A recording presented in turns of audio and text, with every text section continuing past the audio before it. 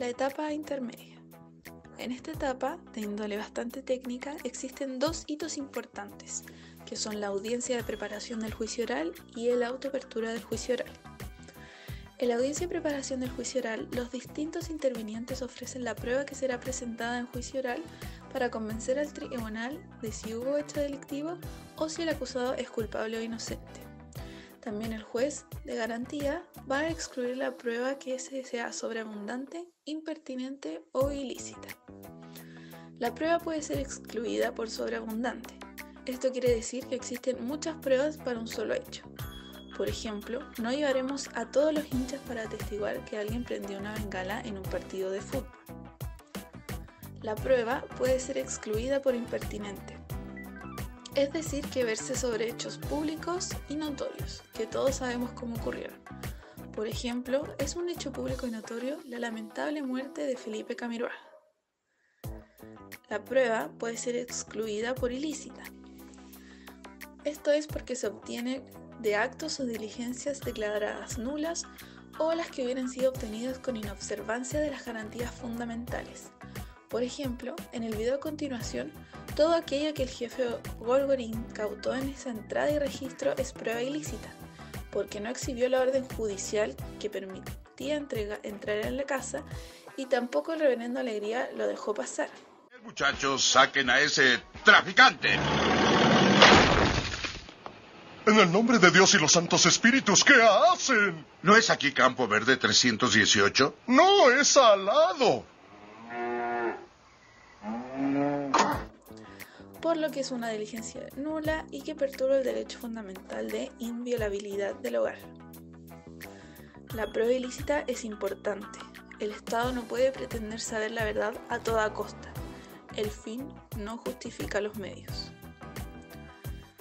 En esta audiencia también el juez explora convenciones probatorias, que son acuerdos de los intervinientes de cómo ocurrieron ciertos hechos. Y por último, explora posibles salidas alternativas de suspensión condicional del procedimiento o acuerdo reparatorio, por lo que es la última oportunidad en que se pueden hacer valer. La audiencia termina con el juez de garantía dictando el autoapertura del juicio oral, que deberá indicar el tribunal competente para conocer del juicio oral, la o las acusaciones que deberán ser objeto del juicio y las correcciones formales que se hubieran realizado en ellas, la demanda civil, los hechos que se tienen por acreditados, las pruebas que deberán rendirse en juicio oral y la individualización de quienes debieran ser citados a la audiencia del juicio oral, convención de los testigos. La etapa de juicio oral. ¿Qué implica la etapa de juicio oral? El juicio oral es la última y más importante etapa del proceso. En ella se determina si el imputado cometió o no el delito investigado, poniendo fin a este largo camino. Para que podamos entender mejor lo sucedido en ella, la dividiremos en tres fases distintas. La primera de ellas incluye todas las gestiones que se han de realizar antes de la audiencia de juicio oral, el momento más importante del proceso y que te explicaremos en un momento. Una de esas gestiones es que el tribunal oral en lo penal, quien juzga y define el asunto, reciba el auto de apertura, dictado por el juez de la garantía. ¿Lo recuerdas? Una vez que ese escrito llega a sus manos, este tribunal debe proceder a definir la fecha de celebración de la audiencia del juicio oral, el nombre de los jueces que integrarán el tribunal y la citación a la audiencia de todos los que deban concurrir, que serán principalmente los intervinientes. En cuanto a la segunda fase, quizás muchas veces has escuchado hablar de la audiencia de juicio oral en la televisión y te has preguntado a qué se refieren con eso.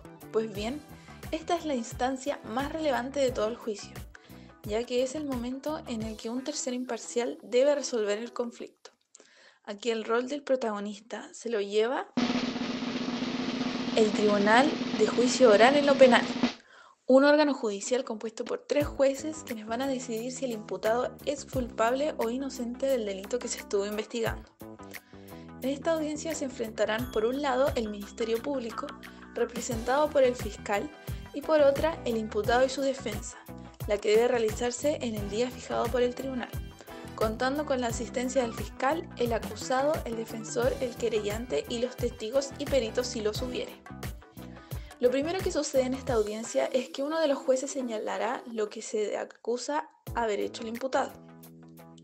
Luego se continúa con los alegatos de apertura. ¿Alegatos? Sí, un alegato es un discurso que se lleva a cabo por el fiscal, el querellante y el defensor ante los jueces del tribunal para exponer sus argumentos frente al caso.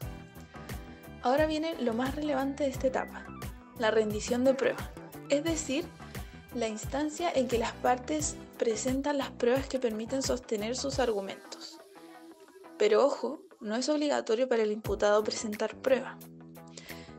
Recordemos que en nuestro sistema se presume su inocencia, por lo tanto, quien tiene que probar que esa persona es culpable es el fiscal. Pero ¿cómo se puede presentar la prueba? En nuestro sistema se puede presentar mediante testigos. Son aquellas personas que tienen conocimiento de un hecho debiendo declarar bajo juramento lo que saben o lo que presenciaron. Peritos. Son aquellas personas especialistas en una ciencia y cuyo conocimiento es relevante para el juicio. Estos pueden hacer informes sobre la materia y o declarar en el juicio. Documentos y objetos. Un documento que sirva puede ser, por ejemplo, una carta de amenaza, mientras que con objetos se refiere a los instrumentos que se usan para cometer el delito, como por ejemplo un cuchillo, y los que se obtienen del delito, como una billetera que ha sido robada. Otros medios de prueba pueden ser fotos, videos, películas y en general cualquier medio que permita saber qué fue lo que ocurrió. Concluida la recepción de las pruebas, se otorga la palabra al fiscal, querellante y defensor para que puedan cada uno hacer presente al tribunal la solución del caso que propone, lo que se conoce como alegato final. Con ello se pone fin al debate. Así se da inicio a la última fase de esta etapa, la producción de la sentencia. En ella, los jueces proceden a analizar en privado si la prueba rendida en el juicio los convence de considerar al imputado culpable o no. Pero ojo, ese nivel de convicción no puede hacer cualquiera, sino que deben estar completamente seguros de su culpabilidad, estándar que se conoce por la ley como más allá de toda duda razonable. ¿Por qué es tan exigente? Esto porque no podemos olvidar que estamos hablando del futuro de una persona, y esta decisión afectará rotundamente en su vida. Por ende es necesario que dentro de lo posible se encuentre exenta de errores. Una vez hecho esto, pronuncia su sentencia, que no es más que la comunicación de la decisión que han tomado respecto al caso y sus fundamentos.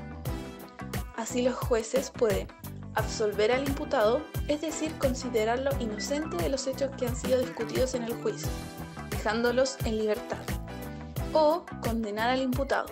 Es decir, se estima que dicho sujeto es efectivamente responsable de los hechos, por lo que corresponde determinar cuál será su pena o sanción según lo que dispone la ley.